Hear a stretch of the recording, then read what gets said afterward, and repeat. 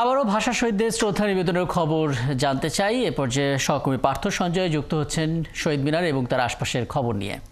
পার্থ, এর আগে আপনার মাধ্যমে আমরা বিএনপির পক্ষ থেকে পুষ্পস্তবক অর্পণ করা যে প্রতিনিধি দল, সেখানে রুহুল কবির রিজভীর বক্তব্য শুনেছি এবং এরপর আপনি বার্তাকক্ষে বলছিলেন communist party, Basad, Zaker party সহ অনেকেই আসলে শ্রদ্ধা নিবেদন করে গেছেন।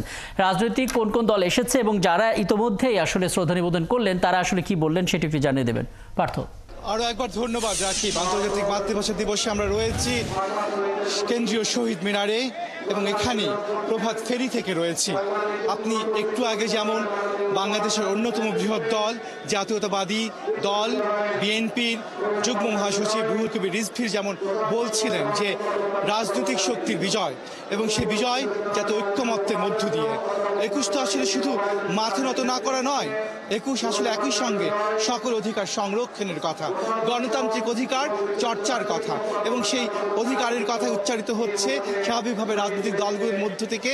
আমরা কথা বলেছি বাংলাদেশ কমিউনিস্ট পার্টির সঙ্গে, আমরা কথা বলেছি বাংলাদেশ সমাজতান্ত্রিক দলের সঙ্গে এবং জাকের পার্টির মতো দলের সঙ্গেও, এবং তারা একই সঙ্গে বলছিল যে ঐক্যমত্যের মধ্য দিয়ে ২১-এর যে প্রেরণা, যে চেতনা, যে বারবার ঘুরে দাঁড়ানোর কথা, সেই ঘুরে দাঁড়ানোর মধ্য দিয়ে তারা রাজনৈতিক শক্তির ঐক্যের কথা বলছেন। তারা একই সঙ্গে আন্তর্জাতিক মাতৃভাষা দিবসে ভাষার অধিকার যেমন সংরক্ষণের কথা বলছেন, তেমনি একই সঙ্গে তারা রাজনৈতিকভাবে গণতান্ত্রিক অধিকার তারা সংরক্ষণের কথা বলছেন। আমাদের সঙ্গে একজন তিনি ফুল দিতে এসেছেন, তার কাছে জানতে চাই, রাজনৈতিক এই অধিকারের কথা বলা হচ্ছে, সাধারণ মানুষ হিসেবে আপনি কোন অধিকারের কথা বলবেন?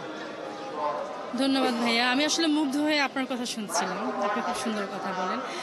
আসলে সাধারণ মানুষ হিসেবে আমি কোন অধিকারের কথা বলবো? আমি তো চাইবো যে ৩ বেলা যেন পেট ভরে ভাত খেতে পারি, ন্যায্য মূল্য যাতে থাকে এবং আমি যাতে সেফলি বাসায় ফিরতে পারি এবং সেফলি পরিবার প্রয়োজন নিয়ে ঘুরতে পারি। এটা হচ্ছে আমার জন্মগত অধিকার বলেন, মাতৃভূমির প্রতি এটা হচ্ছে আমার এক ধরনের চাওয়া বলেন, বা যে কোনো গভর্নমেন্ট আসুক তার কাছে আমার একটা আরতি, যেটাই বলেন, এটা হচ্ছে মানে আমার চাওয়া, এটাই আর কি ভাইয়া।